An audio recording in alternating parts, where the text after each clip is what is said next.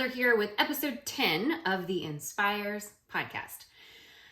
Last week, episode 9 was so awesome. So if you missed it, please go back and listen to it. I got to have this incredible conversation with this amazing Christian business coach, Erin Harrigan, bless. I did not get her last name right this last week. But she shared her insight on how to redefine hustle and escape overwhelm and overachievement. And man, did I need to hear that message. I feel like I've definitely got to get more interviews scheduled because she said it last week, but sometimes you can only feel like maybe you're like one step ahead. And I absolutely feel like I am only one chapter ahead of you in trying to understand my calling and help you discover ways to find yours.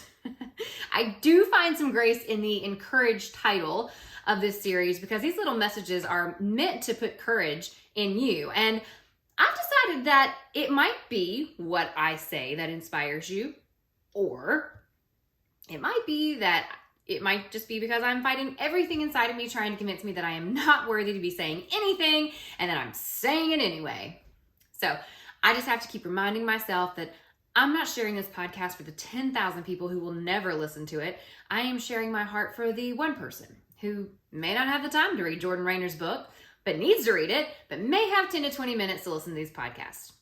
So here I am, sitting with my recording devices again, sharing where I am in this crazy journey we all call life, searching for the treasure we must seek to find, our purpose. So the last time I shared on the Encourage series was episode 8. And as a quick recap, we talked about the 3 things to know to find your calling. And basically I chatted about how you should use your passions more so as a guidepost to lead you to a career or a calling that may be well suited to use your God-given gifts.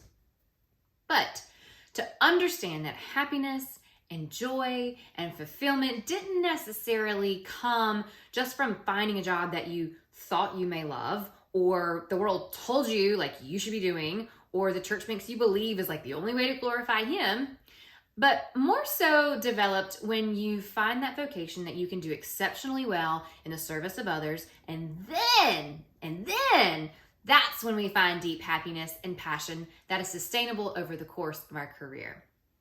So Jordan Raynor mentioned it in his book, Master of One, that he found that when he interviewed people who loved their jobs, they found joy in it because it was something that they excelled at and could do disproportionately well over other people. You remember me loving that word last week? Yeah, disproportionately.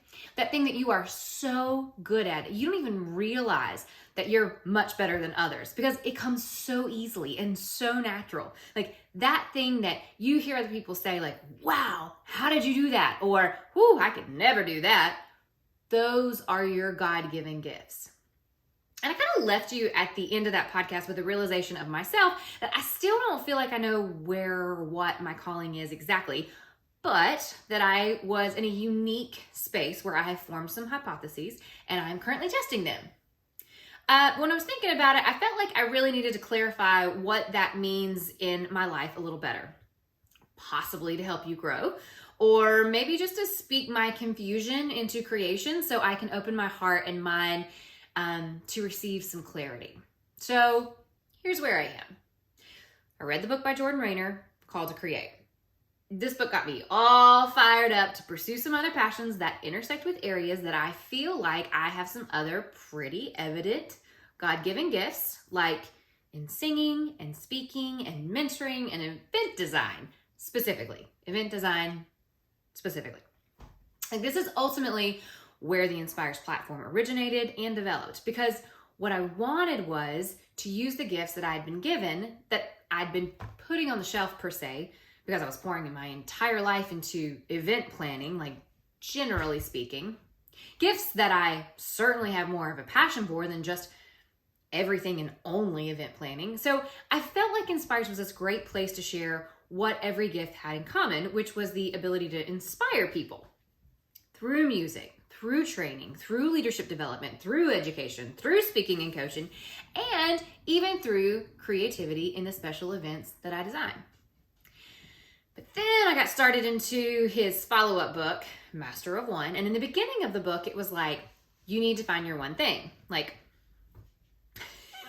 so I was like, wait, are you kidding me? Like, here you got me all jazzed up to create, to be this entrepreneur, to use my gifts and my passions to love and to serve others. But now you want me to not be a jack of all trades, but to be a master of one.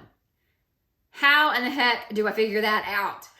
So I was kind of bummed. Like, when I first read the first few chapters, and then, of course, like Jordan Raynor always does, he like makes you think he's saying one thing, and then he's like, ha, psych, this is what I really mean, and it's so much better than what you thought I was going to say. And then he follows up with words like, and here's why. Look at all these wonderful examples from the Bible. And like, look at these actual testaments from these super famous people that you know, but you didn't know this about them. So as I got into the book, he immediately made sure that he clarified what he meant when he said your one thing. Like, your one thing didn't necessarily mean that it had to be specific. It can be, but it could also be broad. So the one example that he used that was actually really interesting to me, because it was a name that I know, and I'm sure everyone else has probably heard it at least once in their lifetime, was C.S. Lewis. Now, I feel like if I ask anyone listening to this podcast, like, what you think his one thing was, you would probably say writing, right? Chronicles of Narnia, like, we all know that series. But Jordan actually interviewed his stepson, Douglas Gresham, and Douglas admitted that he wasn't sure that mastery as a writer was his primary thing. But he was really an amazing teacher. Like, C.S. Lewis was an amazing teacher. And one who became immensely popular through his writings because of his considerable teaching abilities. So teaching came first, and writing was merely a means to that end. He was a teacher in practically everything he did. So, again, your one thing can be specific, or like C.S. Lewis, could be broad. Jordan actually claims that his calling is entrepreneurship. And that's a broad calling, but he knows he has God-given gifts in the field of starting up new businesses and helping them grow and be profitable. And here he is writing a book. But if you think about it, I only read like one of his books, and here I am starting like 3 new businesses. So I don't know. He ain't wrong. So I've been inspired. I started ENSPIRES, the platform. And I've got these other endeavors like Invents, Informs, and Crosswinds, the John Maxwell training, that are all ways that I want to inspire and share my passions and gifts with the world. But I don't exactly know what my calling is. Like, only that I definitely think it's broad. Jordan makes the statement that it's not being a jack of all trades that's problematic. It's when we fail to become a master of one that we squander our God-given gifts and passions. Ugh. So here I am. Is my calling to be an inspiration? I don't know. I just feel like that might be a little too broad. And then, how in the world is that a humble calling? Like, hi, my name is Jess M Cutler, and my calling is to be an inspiration in your life. Oh, bless. Round and round my sweet little brain goes. But there were 2 things that I read in this book that I found were extremely helpful. And I think about, like Aaron saying the piece about, sometimes you read that Bible verse like 100 times, but like on the 101st time you read it, you just hear it differently than you ever heard it before. Well, this happened to me when Jordan inserted the parable of the sower from the book of Mark. Now, keep in mind that I've heard this parable 100 times in church, but Jordan uses this story to relate to business, and it just opened my eyes in a way that I'd never looked at it before. And it's short, so just in case you've never heard it, like, I'm going to read it right out of the book. It's a passage. It's from Mark 4, 3-8. And it's Jesus. And he basically says, listen. I'm going to find it. I thought I had it up, but I don't. Okay, listen. A farmer went out to sow his seed, and he was scattering the seed. Some fell along the path, and the birds came and ate it up. Some fell on rocky places where it did not have much soil. It sprang up quickly because the soil was shallow, but when the sun came up, the plants were scorched and they withered because they had no root. Other seed fell among thorns, which grew up and choked the plants so that they did not bear grain. Still, other seed fell on good soil. It came up, grew, and produced a crop, some multiplying 30, some 60, some 100 times. So here's how we put this parable in terms of business. So much like the seed that fell along the path, some of our attempts to discover our one thing will fail right from the start. Like, I remember when I was graduating college, I thought I was being called into the pharmaceutical sales world. But I couldn't even get the interview. In fact, I think when I was in the middle of filling out the job applications, like in 2008, I came across a headline that one large pharmaceutical company, among many, but probably the one I was applying for, had just laid off 600 sales reps jobs just in the Charlotte area alone. Those seeds that I was planting failed right from the start. 2. Most of our attempts to find our calling aren't total failures from the get-go. Much of the seed we sow in an attempt to discover our one thing falls along rocky or thorny soil where fruit springs up quickly, only to wither and die every time. And I actually feel like I've experienced that over the years in my event planning company. It's like every time I've tried to grow or hire or expand our services, something goes really well for a while, but then it withers and dies, usually quickly. Thanks, COVID. No, but not just COVID. I mean, it's happened more times than I even care to admit. I can name at least 5 times I felt this way in events over the years. I mean, events has always been a profitable company, but it's almost like it's been stuck. And it's like, as hard as I try, it'll only reach a certain level of success. 3. So lastly, we have to sow many seeds in an attempt to find the most fertile soil in which to pour our time and energy. But as you search for your one thing, you have to be on the lookout for those early signs of divine multiplication. Jordan says, just like the crop, the miracle of divine multiplication is not seen overnight, but week by week, month by month. You should begin to see your seeds sprout, your sprouts blossom, and over time, your blossoms produce fruit at a rate that can only be explained by the grace of God. And I just have to continue quoting him because the words out of this man's mouth are just great. But basically he says, once you've found the soil that appears most likely to produce that kind of fruit, steward it well by pouring all you have into it.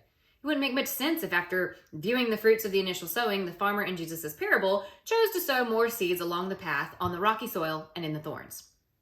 After reaping the fruits of a good soil, any wise and responsible farmer would focus intensely on cultivating the most productive plot of land. Now, I know lots of farmers, so I know that statement is true.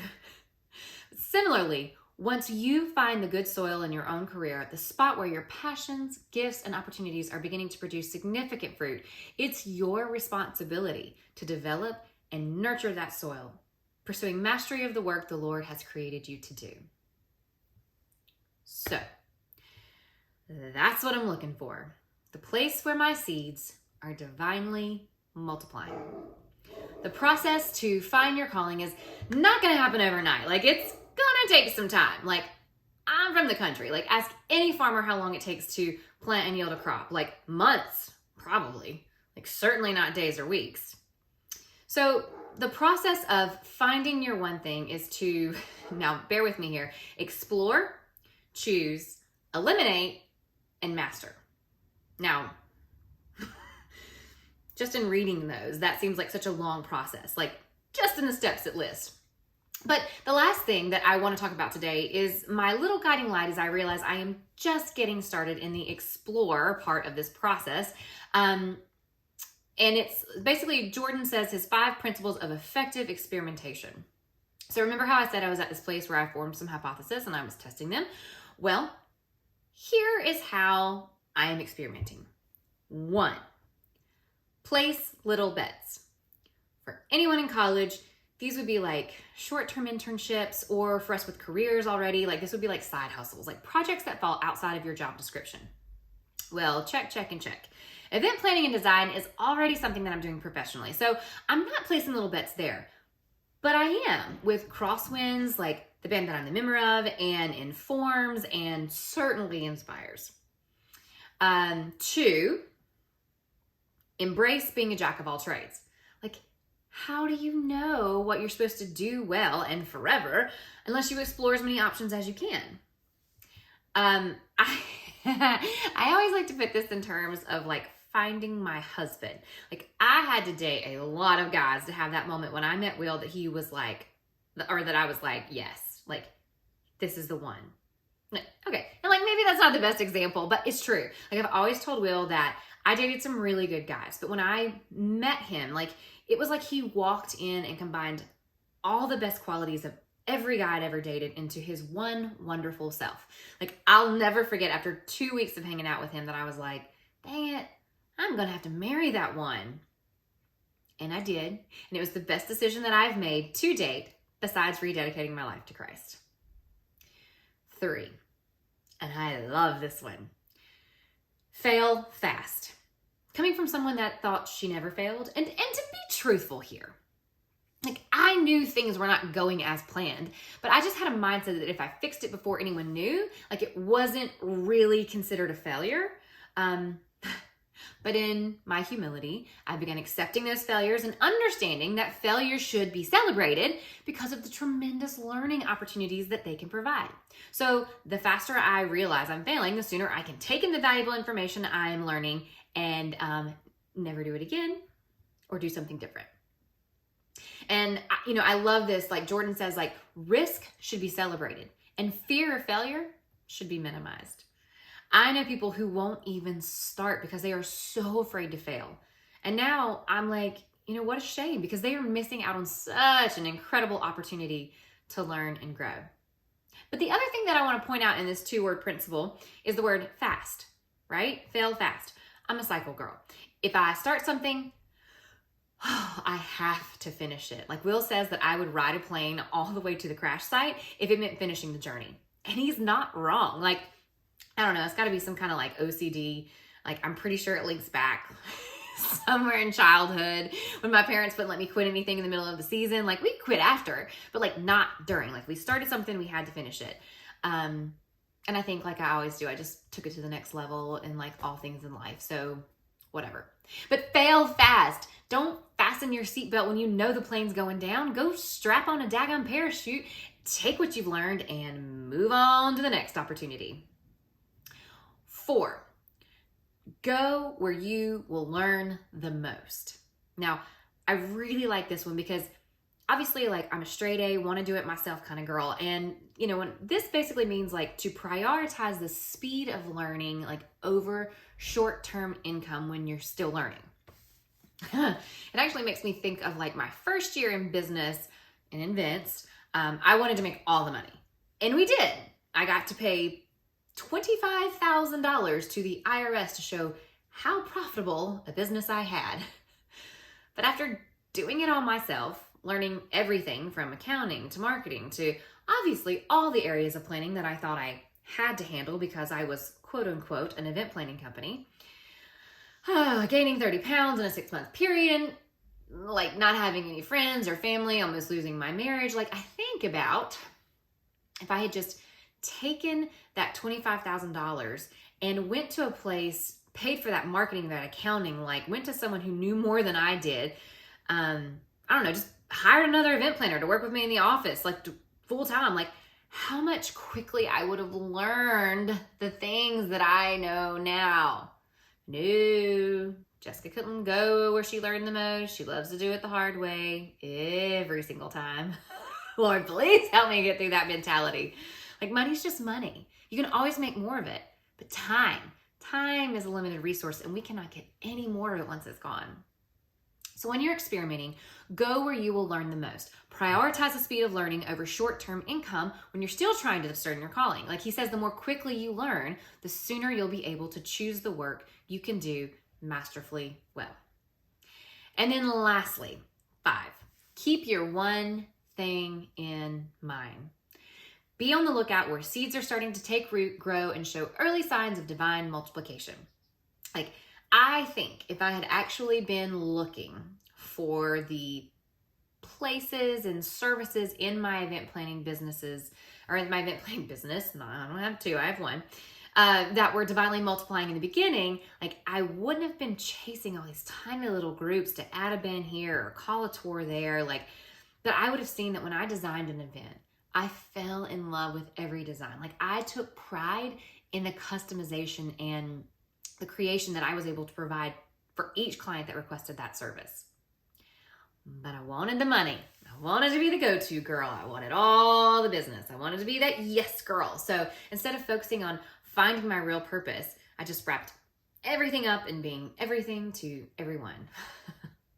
Yeah, no wonder when COVID wiped it out, I was lost. I hadn't kept the one thing in mind. So here I am, again. When I read this chapter, I literally didn't even want to keep reading because my heart was like, well, at least I know where I am on my GPS. So I'm not lost. I'm just at the beginning of the journey. And I have a feeling this part's going to take a lot of time. So don't expect me to get into the other stuff for a little while, because the beauty of this podcast is that you get to experiment with me. You get to take the risk alongside me, and hopefully we'll learn something from each other along the way. Please, please, please feel free to share your thoughts, or maybe just where you are on your journey on our Facebook or Instagram, and that's at jessmcutler.inspires, ENSPIRES. And as always, as we increase the in crowd with intention, we want to be your source of encouragement, insight, and most of all, inspiration.